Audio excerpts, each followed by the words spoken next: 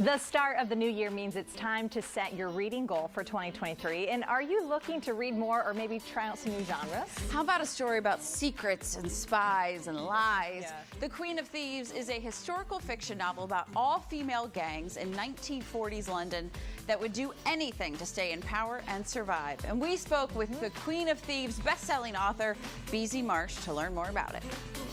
It's kind of like, I don't know if you know the TV show, The Peaky Blinders, but this is the real all-girl Peaky Blinders of London.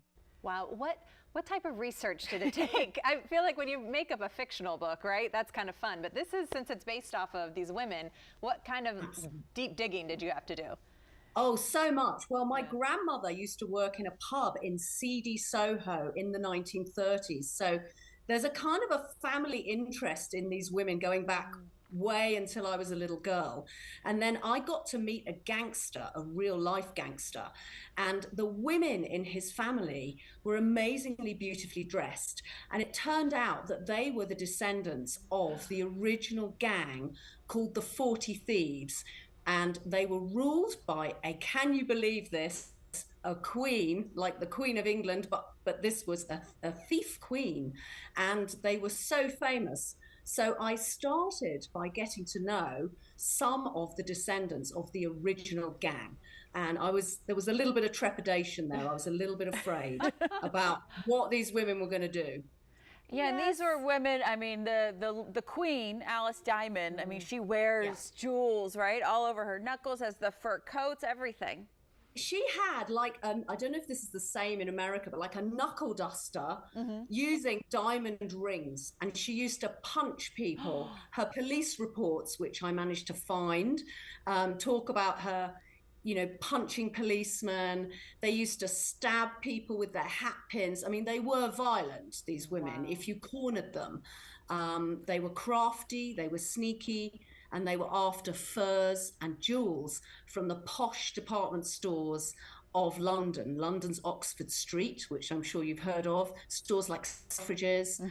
This was their playground where they used to go and shop. But when we say shop, they were stealing. Wow. Is this an area of interest for you? Because I know you also wrote, Mad Frank and Sons, which was kind of also in the gangster realm. Yes. Is this something that, as you mentioned, that maybe your family has kind of been interested in? Yeah, well, my grandmother worked in the pubs in the 1930s. And so she used to tell me stories when I was a little girl about this wicked gang of women who used to stuff fur coats down their knickers. It used to make me laugh.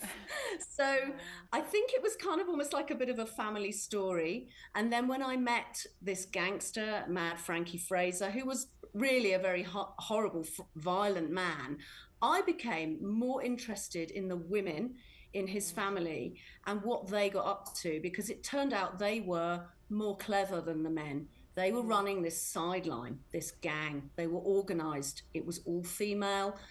It was sisters, mothers. They taught themselves how to steal, how to roll furs on the hanger and stuff them down their bloomers, which reached to the knee and were elasticated. And they had like a whole system worked out.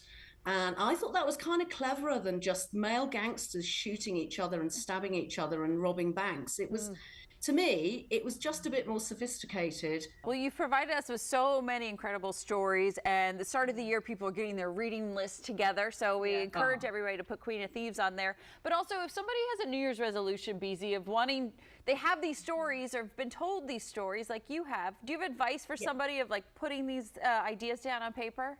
Absolutely. I mean, I'd say if you can, if you've got elderly relatives in your family, like your grandma, your great aunt, you should record them or get them, you know, to help them write down the memories.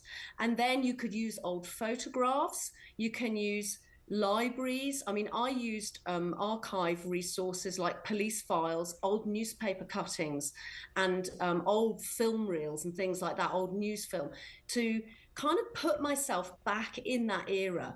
And so just try and start writing those memories. It doesn't have to be like a perfect book. I think some people writing a book, you feel this is this enormous thing, like a mountain to climb.